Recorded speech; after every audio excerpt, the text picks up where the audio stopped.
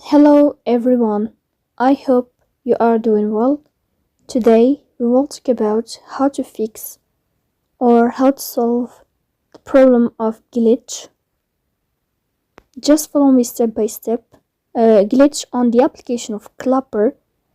Just follow me step by step. We will go to settings.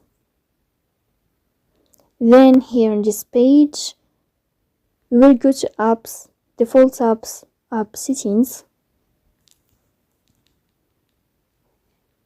Here in this list, you will search about the application of Clapper.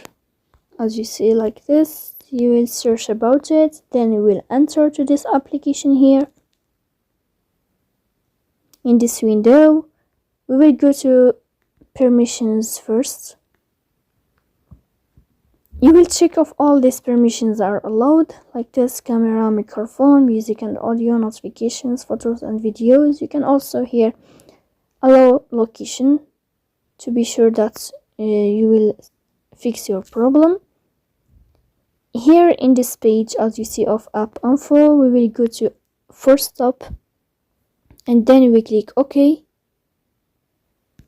And here we go to this window of storage.